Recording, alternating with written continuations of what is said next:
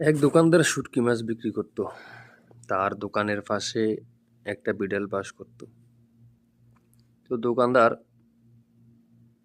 শুটকি মাছগুলো ডেকে রাখতেন না, সবসময় খোলামেলা রাখতেন। আর আমরা তো জানেনই, শুটকি মাছ বিড়ালে খুব পছন্দ।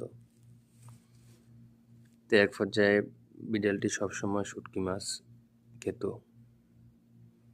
তো দোকানদার বিড়ালটিকে বলল, এই বিড়াল, তুই যে আমার আজকের পর থেকে তুই যদি আমার এই শুটকি মাছগুলো খাস, তোকে 10টা বেতের বাড়ি দেব।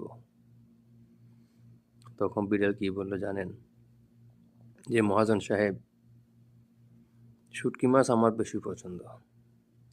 আপনি আপনার শুটকি মাছগুলো খোলামেলা রাখবেন না, এগুলো আপনি ঢাকনা দিয়ে রাখেন, প্যাকেজিং করে রাখেন, যে কোনোভাবে।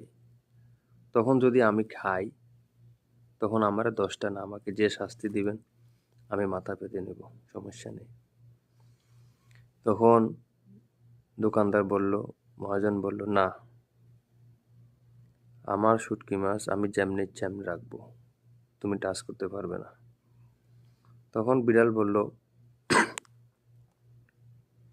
তাহলে তো আইন শুধু আপনার জন্য হয়ে গেল, আমার জন্য তো কোনো আইন হলো না এখানে। আপনি জানেন আমি শুটকি মাছ বেশি পছন্দ করি। আপনি আপনার শুটকি মাছগুলা ডেকে রাখেন। এরপরে আমি যদি এগুলা খাই, তাহলে আমাকে যে শাস্তি দেবেন আমি ওটা মাথা পেতে নেব। কথাগুলো বললাম, ঠিক তেমনি আমাদের সমাজে কিছু আইন জারি হয়। কথা বুঝছেন? ঠিক আইনগুলো একপাক্ষিক, দ্বিপাক্ষিক কোনো আইন হয় না।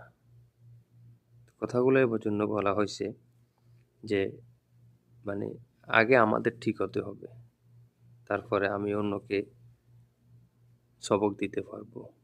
ঠিক আছে? ভালো হওয়ার সবক দিতে পারবো। আমি যদি ঠিক না হই, তাহলে আমি যদি অন্যকে সবক দিতে যাই, সেটা কখনো গ্রহণযোগ্য হবে বলেন? আমাদের সমাজে এরকম অনেক অহরহর অনেক ঘটনা ঘটে যায়। সেম এরকমই।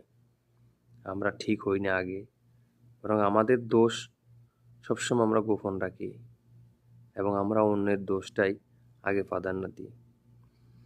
তো সর্বোপরি আগে আমাদেরকে ঠিক হতে হবে, তারপরে দেখবেন চারপাশে সবকিছু ঠিক হয়ে গেছে। এটাই বাস্তব।